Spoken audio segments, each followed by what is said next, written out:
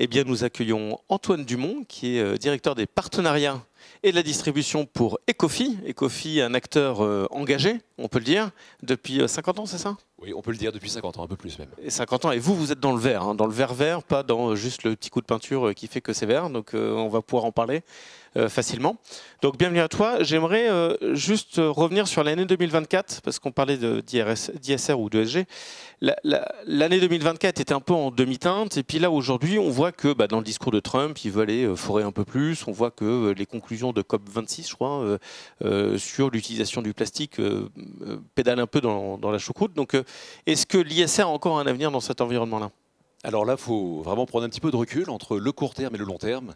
Évidemment, le contexte actuel, il est plutôt compliqué avec la victoire de Trump, un discours climato-sceptique assez fort qui a tendance à se répandre, à contaminer sous de rive aussi certains politiques ou certaines... Oui, et ce qui peut donner envie d'ailleurs à d'autres de dire c'est bon, tous les accords, je les mets quelque part, puisque les États-Unis ne jouent pas le jeu. C'est la question. C'est pas parce qu'on dit et qu'on a un discours climato-sceptique que les enjeux qui sont présents disparaissent. Aujourd'hui, les grands enjeux de notre temps, que ce soit la dépendance aux énergies fossiles, que ce soit la dérive climatique, dont on sait qu'elle a le potentiel de créer des conditions particulièrement difficiles dans les années à venir pour beaucoup de populations. Je rappelle que la trajectoire qu'on emprunte, si on garde les politiques inchangées, à horizon 2100, c'est 3,2 degrés de réchauffement.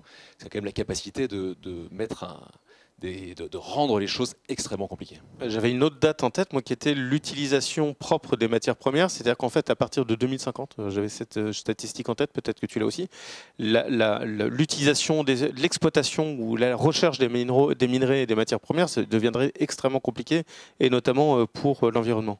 Juste l'extraction. Alors l'extraction évidemment, parce qu'on sait que la transition d'électrification des usages vers des énergies bas carbone, c'est une transition qui va être très consommatrice de minéraux, de métaux, indispensables à la transition. Ça c'est un fait et on le sait très bien. Aujourd'hui, la difficulté, c'est que l'économie, depuis un siècle et demi à peu près, a reposé essentiellement sur la capacité à transformer de la ressource grâce à l'énergie abondante.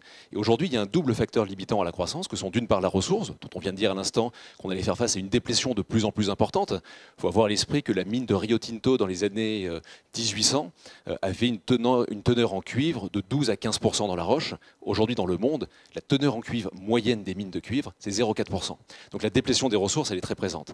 Aujourd'hui, on a aussi, sur les énergies fossiles, une double contrainte carbone très nette, les énergies fossiles qui dominent de la tête et des épaules le mix énergétique mondial, je le rappelle, à plus de 80%. Et donc ça, évidemment, notamment pour les Européens, qui importent 97% de leur pétrole, 90% de leur gaz, 50% de leur charbon, ce sont des enjeux majeurs dans le futur. Et c'est la raison pour laquelle, pour revenir sur ta question initiale, est-ce que l'ISR a un avenir? Évidemment, parce qu'on va devoir répondre à ces grands enjeux en investissant dans des sociétés, que ce soit dans l'efficience énergétique, dans la production d'énergie bas carbone, dans la gestion des déchets, dans la gestion des ressources, massivement. Et ces acteurs-là vont connaître des poches de croissance qui nous semblent très robustes dans les années à venir. Un développement important. Donc finalement, j'en conclus par le fait qu'on n'a pas le choix. Mais j'imagine que la vitesse de transformation des économies au travers le monde n'est pas exactement la même. Donc on a parlé des États-Unis avec le discours de Trump. Donc j'imagine qu'ils ne sont peut-être pas... Peut-être que si d'ailleurs, mais dans cette transformation-là, qu'est-ce qu'il en est si tu nous fais un peu un tour du monde de la maturité des uns et des autres? Oui, je pense qu'on a souvent la stratégie de ces actifs. Les Américains et le discours de Trump va dans ce sens-là. C'est drill, baby drill, le mantra des républicains qui a amené Trump à la présidence, cette victoire en fin d'année dernière. Mais les États-Unis, c'est quand même très différent de l'Europe, je le disais à l'instant. Les États-Unis, c'est le premier producteur de pétrole au monde, avec 20% de part de marché. C'est le premier producteur de gaz au monde, avec un quart de la production, loin devant les Russes, loin devant les Qataris. Et c'est le troisième ou quatrième producteur de charbon. L'Europe importe chaque année plus de 400 milliards d'euros d'énergie fossile.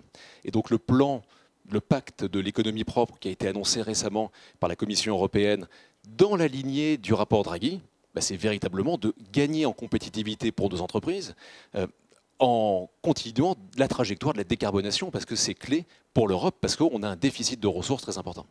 D'accord. Donc après, si on revient sur la performance des fonds, et plus exactement, je pense que dans ISR ou ESG, on met beaucoup de choses. On met des choses d'ailleurs qui sont plus ou moins vertes. On en a parlé beaucoup avec le greenwashing, donc c'est que c'est pas le cas chez vous.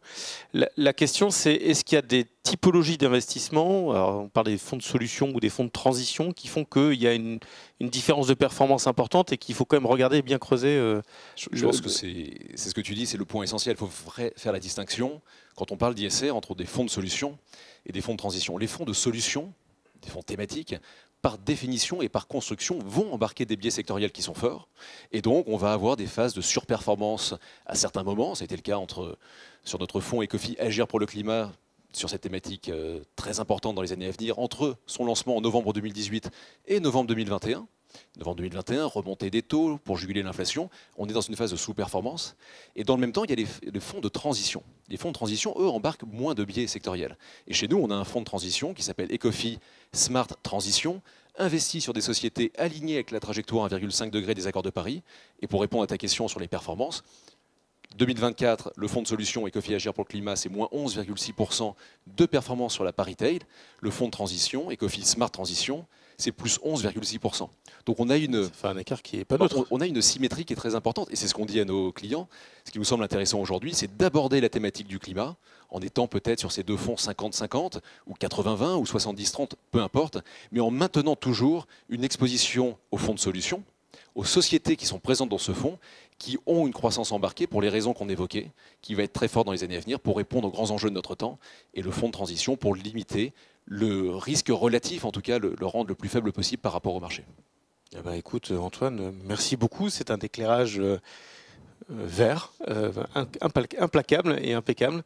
Merci beaucoup. Donc, Antoine Dumont, qui est donc directeur de la distribution et des partenariats chez Ecofi. Merci Philippe. Merci à toi.